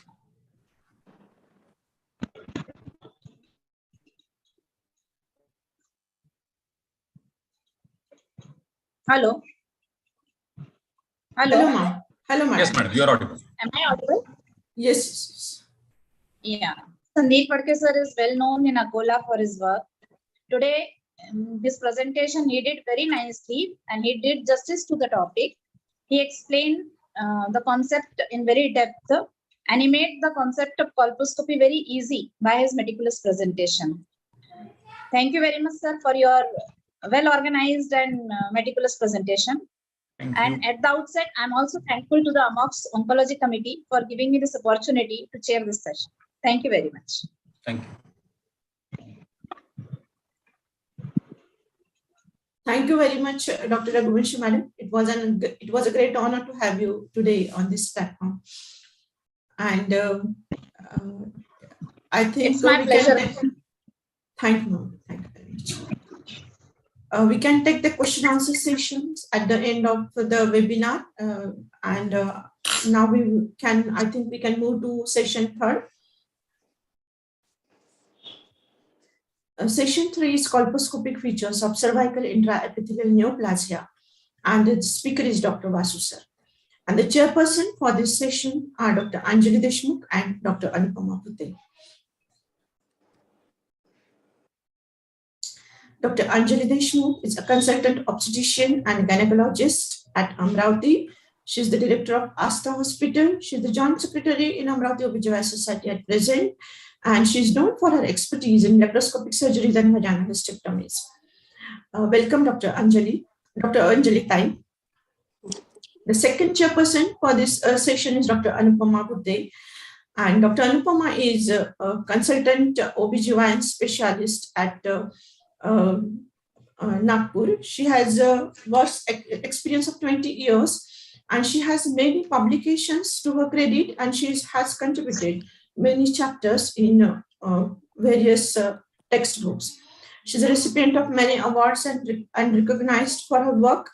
She has received Maharshi Karve Stri Shikshan Samstha Atmasamman Puraskar for work in prevention of female genital tract cancer, PK Gold Medal for work in preventing oncology by Knox, MS Signature Award title as Dr. Thomas Burke Synergy for Global Innovations and Human Rights, and she has also received the Times Power Woman Award in 2021. It's a great honor. I would like to welcome Dr. Anupama and Dr. Anjali Tai both. And I would like to request Dr. Anupama to kindly introduce a speaker, Dr. Vasu.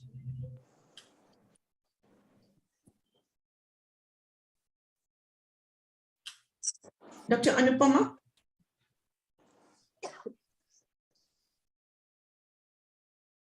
Abhishek, Dr. Anupama is there? No, ma'am. No, ma'am. Okay, so can I request Anjali Tai to kindly introduce Dr. Vasu? Sure. Thank you, Rashmi, very much for lovely sweet words. Am I audible? Yes, you are very much audible. Yes. Till now, I think that respected Vasu sir needs no introduction. He is very well known by all from his noble work he is doing in the field of prevention of cervical cancer. But still, to complete the protocol, I take this opportunity to introduce my own college, GMC Nagpur, respected senior sir, Dr. Ajabrao Vasu. So, starting with, he worked as a medical officer in General Hospital, Khamgaon in 1998-2000. He holds ex-IMA President post Chikli, ex-secretary post of Buldhana Obstetric Gynec Society, member of district Arogya Seva Samanvay Samiti. He is chairperson of Oncology Committee, AMOX. He is WHO IRAC certified master trainer in cervical pre-cancer diagnosis and treatment. He has, excuse me. Yes, Anjita, yes. Yes, I can move forward. Yes. He has FOXY recognized colposcopy training center. He started his colposcopy in year 2007 and till date examined more than 6,000 patients. He started doing cryotherapy in year 2010 and till date treated more than 250 patients. He is life member of IMA, Indian Society of Colposcopy Cervical Pathology, Asia Oceania Research Organization and Genital Infection and Neoplasia, and life member of FOXY. He is member of International Society it's okay, of... madam. It's okay now. Yes, yes. Thank you, sir. So you are welcome. We are eager to hear your presentation.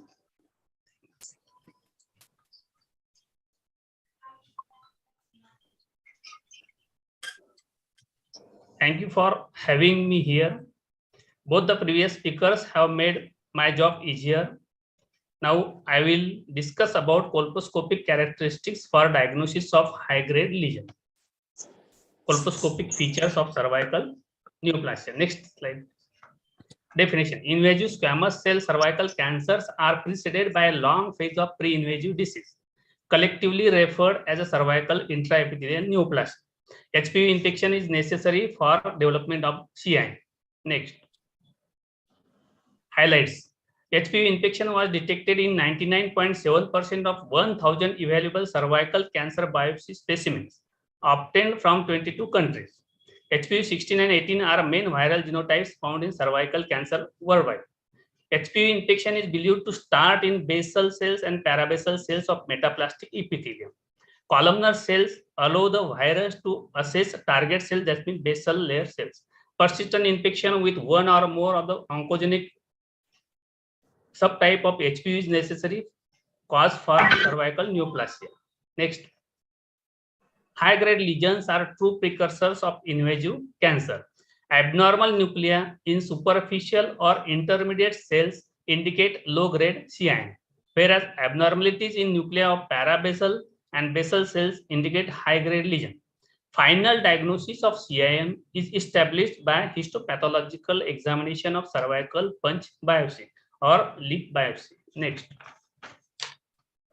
Assessment of CIN by SWID score. Finding of colposcopy are documented according to IFCPC nomenclature. The SWID score should be calculated. Score takes into consideration of 5 characteristics. First is the aceto uptake. Second is the margin and surface of the lesions. Third is the characteristic blood vessels. Fourth is the size of lesion. And fifth is the Lugol's iodine staining. Minimum score is 0 and maximum is 10. Total score 0 to 4 is for normal and CIN1. Total score 5 to 6 is for CIN2 and CIN3. Total score 7 to 10 is for CIN3 and cancer. Next, please. Application of normal saline. Abnormal epithelium may appear much darker than normal epithelium. This is the ideal way to conduct preliminary inspection of surface abnormalities like leukoplakia and condyloma. That helps to examine the details of cervical blood vessels. Next. These are the 2 images. First image is after application of normal saline, and second is with green filter. In first image, we can see here the abnormal blood vessels all over the cervix, which are clearly seen on green filter. Next. Condylomata are the multiple exophytic lesions that are frequently found on the cervix, but more common in vagina and vulva. It becomes aceto-white after application of the acetic acid. This should be biopsied to rule out the high-grade lesion or malignancy. Next. Leukoplakia. It is a white, well-demarcated area on the cervix before application of acetic acid. That is the white area before application of acetic acid. That should be biopsied to rule out the high-grade lesion and malignancy. Next. Application of acetic acid. Area of CIN undergo maximum coagulation due to higher content of nuclear proteins and prevent light from passing through epithelium. Hence, that appears as aceto-white. Next. Here, we can see in lower lip, there is a thick acetoid area where definite raised margins, and here is the pores mosaic within the acetoid area. This is the case of CIN2. Next, application of Lugol's iodine. Iodine is a glycophilic. Area of CIN and invasive cancer do not take up iodine as they lack glycogen and appear as a thick mustard yellow or saffron colored area. Helps in identifying the anatomical extent of abnormal area, which helps for biopsy. Colposcopy with a directed biopsy is a gold standard for diagnosis of cervical precancer. Next.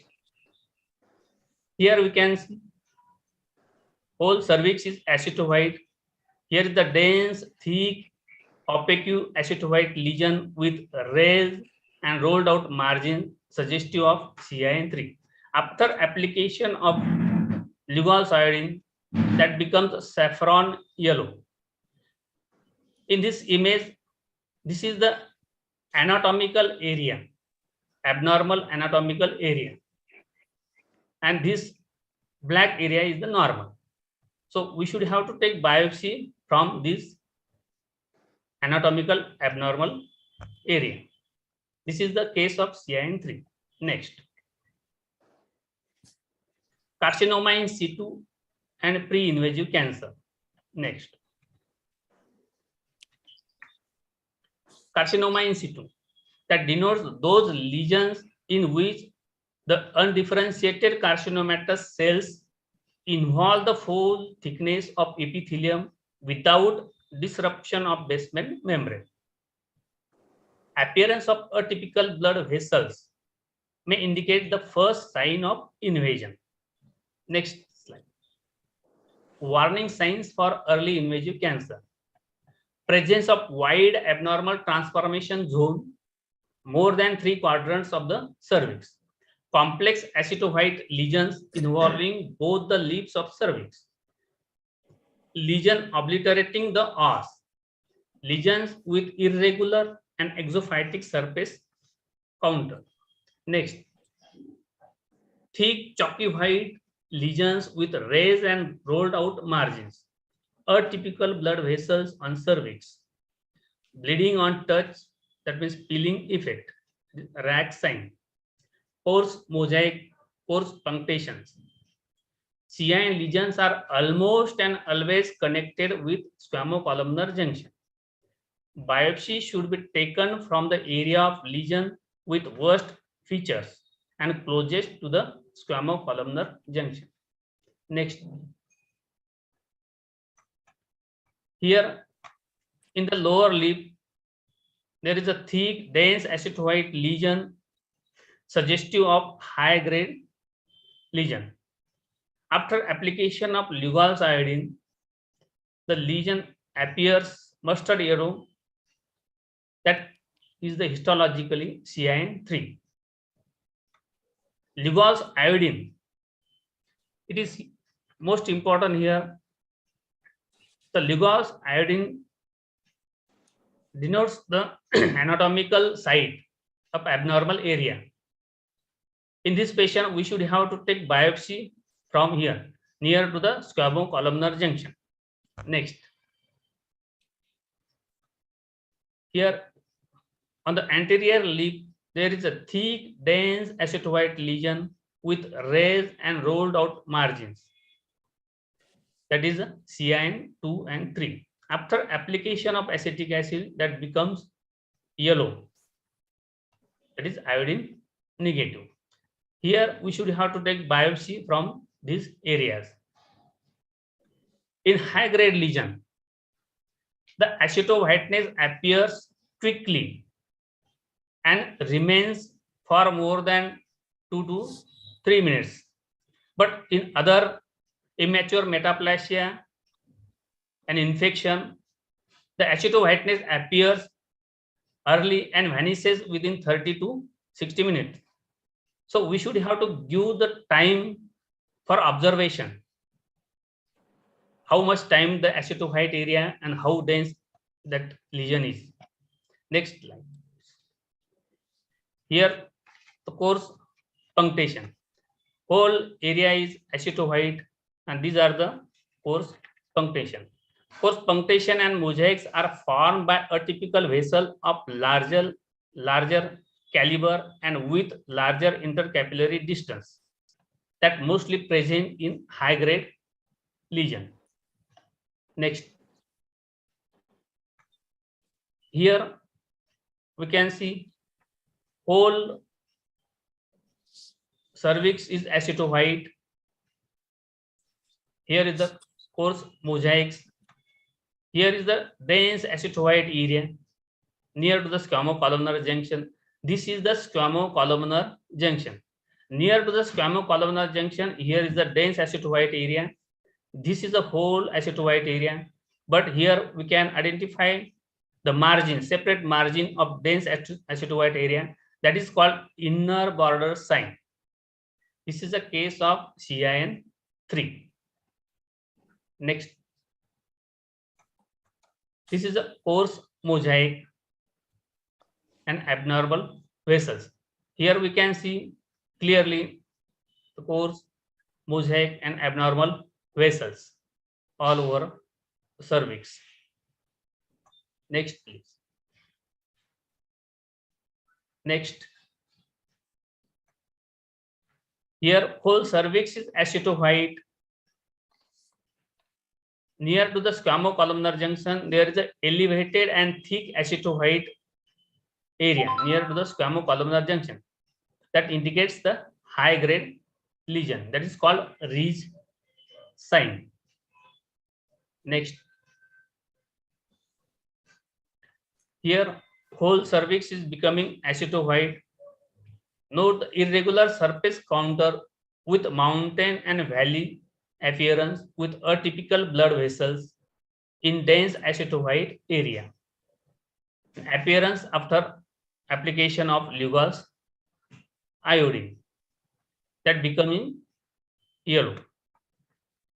If we have a doubt about the atypical blood vessel or abnormal blood vessels after application of normal saline, and if that area becomes dense acetohyte, that indicates the high grade lesion. Next. Here is the peeling of epithelium that is hanging like rags. This is called rag sign that present in high grade lesion or pre-invasive cancer. Next. Glandular lesion. Next. Colposcopic diagnosis of adenocarcinoma in situ and adenocarcinoma requires a high degree of training and skill.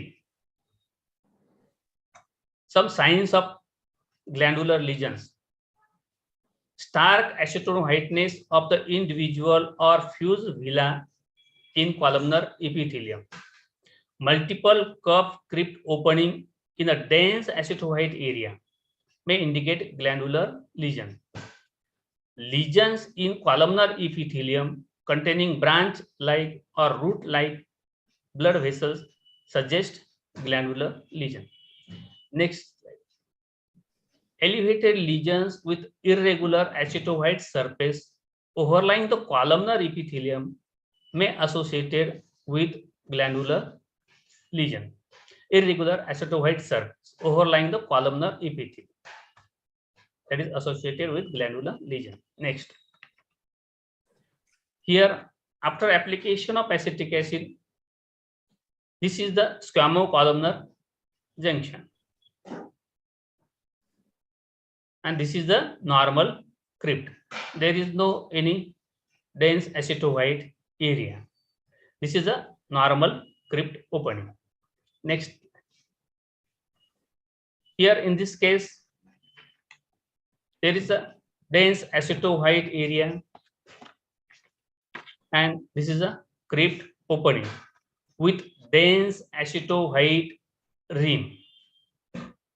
This indicates high grade lesion, that is a glandular lesion. Next slide. Here, after application of acetic acid, this is a squamocolumnar junction. This is a columnar epithelium. This is a neoplasia cyst. We can see here tips of the columnar villi turn densely white compared to surrounding columnar villi after application of acetic acid. This is called stark acetowhiteness. For beginners, it is most important to observe in columnar epitheliums also. Beginners can easily miss out these lesions. So we should have to give time for observation after application of acetic acid. Here we can see there is no dense acetowhite area near to the squamocolumnar junction, and so that can be missed easily. But after application of acetic acid, if dense acetowhite area appears immediately and that persists for more than 1, 2, 3 centimeters, that indicates high grade lesion. So we should have to take biopsy. If we have any doubt about this, we should have to take biopsy from this area. Next slide. Here, application of acetic acid, and this is the squamocolumnar junction.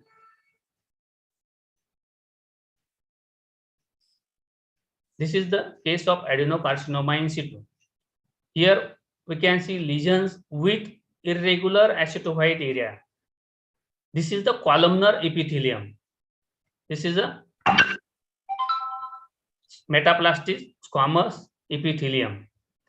In columnar epithelium, here is the irregular acetowhite surface, enlarged and hypertrophied villi, papillary pattern, and atypical blood vessels also seen here, overlying the columnar epithelium. After application of acetic acid, this acetowhite area remains more than 1 minute. So we should have to wait for that, and observation should be done. After that, we can have a doubt about that adenocarcinoma in situ, and we should have to take biopsy from these areas. Next slide. We will discuss about the cases. This is the 33-year lady complaining of white discharge. Next. This is the image after application of normal saline. There is no abnormal vessels, nothing is seen. Here, after application of acetic acid, there is a dense acetowhite area all over the cervix. Here we can see rolled and raised margins. Here we can see inner border margin. That is called lesion in lesion. Next slide. Here there is a pores punctation and mosaics. After application of acetic acid, that is becoming yellow. This is the confirmatory test. Lugol's iodine. Here is the yellow area, most abnormal area. I have taken a biopsy. Biopsy shown CIN3. This was a very poor patient which was referred to GMC Apollo. Their hysterectomy has done and the histopathology CIN3. Next. This is case 2. 42-year lady complaining of postcoital bleeding, which I have seen that patient in 2009. I have started colposcopy in 2007. Next. Here, this is a squamocolumnar junction and this is the columnar epithelium. We can see there irregular acetowhite area, stark acetowhite appearance, but there is no any dense acetophyte area in metaplastic squamous epithelium. I have doubt about this and I have taken cytology. At that time, I have no facilities for biopsy. Next slide. Next, please. I have taken cytology, and the cytology, there was a severe dysplasia with in situ carcinoma. That patient was referred to Aurangabad, where Vardhan cystectomy has done, and that specimen show teeny microscopic residual tumor in the cervix. That means we have confirmed the diagnosis. Next slide. This is a 40-year lady complaining of abnormal bleeding. Next. We have seen this slide previously. This is with normal saline. This is with green filter. Here there are abnormal blood vessels all over the cervix, which are clearly seen on the green filter. Next. After application of acetic acid, whole cervix become dense acetophyte. Here are the raised and rolled out margins, dense acetophyte area. Here are the abnormal blood vessels. Here lesion in lesion. Here are the inner border signs. Next, please. Next. Here the coarse mosaic abnormal blood vessels. These are the abnormal blood vessels. This is a coarse mosaic. After application of Lugol's iodine, the whole area becomes yellow. I have taken biopsy that shown squamous cell carcinoma, and Vardhan cystectomy has confirmed that squamous cell carcinoma. Next, please. 45-year lady complaining of abnormal bleeding. Next. This image is with normal saline study.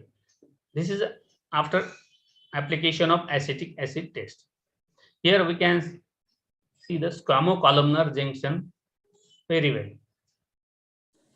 Here is some acetophyte area. Here is the dense acetophyte area at 12 o'clock. This is a crypt opening. This is a squamo-columnar junction. This is a columnar epithelium. Next, please. After application of Lugol's iodine, this is becoming yellow. I have some doubt. Now I have started trials colposcopy with trials of cytology and HPV test. HPV test also available at my clinic. So I have taken HPV test of this patient, and that HPV test is strongly positive. We have done punch biopsy. Punch biopsy mainly from here, multiple bits we have taken. In punch biopsy, one bit shows severe dysplasia in all layers of squamous cells. That is the CIN3. We have done large loop excision of transformation zone that shows CIN2, where the surgical margins free of lesion. Next. The take-home message. Focus on control of cervical cancer rather than cure for cervical cancer. Control of cervical cancer rather than cure for cervical cancer. Next. Thank you.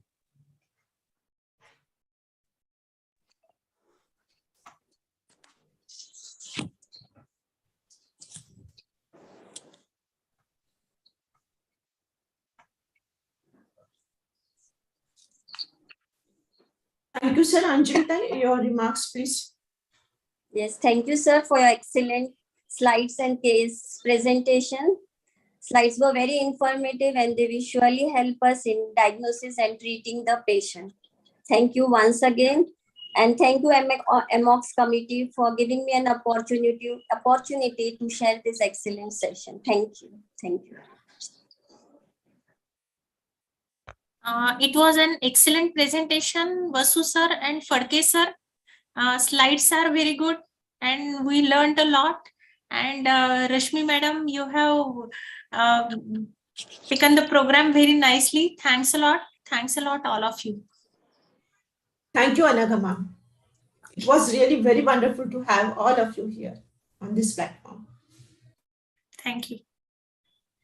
So to conclude this wonderful webinar, I would like to request convener, Dr. Vasu sir, to kindly propose a vote of thanks. On behalf of Oncology Committee AMOGS, I extend my heartily vote of thanks to our chief guest, Dr. Usha Saraya madam. Also to guest of honor, AMOGS President Dr. Rajendra Singh Pardesi sir, Secretary Dr. Sujata Dalvi madam, Vice President Proxy Dr. Ajay Mane sir, State Coordinator Dr. Abhyankar madam, who spared time from their busy schedule to grace the occasion. I would also like to thank Chairperson AMOGS High Risk Pregnancy Committee, Dr. Rashmi Kahar madam, for sparing her valuable time for us to make webinar successful. Then I would like to thank Dr. Sandeep Phadke and Anagha Diwan madam. In this such a short time, you have explained the topics nicely, which will help to all participants in their daily practice. I am also very thankful to our chairpersons, Dr. Kunal Jadhav sir, Dr. Sandhya Bhattad madam, Dr. Smita Pavade madam, Dr. Nithika Raghuvanshi madam, Dr. Anjali Deshmukh madam, Dr. Anupama Bhute madam. I would like to express my gratitude to all esteemed delegates of webinar for their presence and contribution to make this webinar a great success. A special thank to Ayush Vasu sir, Abhishek Shah, and whole team of Corona Remedies Private Limited for providing immense support to make a webinar successful. Dear friends, today's webinar on colposcopy will help to diagnose cervical precancer lesion, which will help to eliminate cervical cancer till 2030. That is the WHO goal. I hope everyone will take initiative for this cervical cancer-free India. Our next part, which is part 2, will be management of CIN lesions. Once again, thank you to everyone.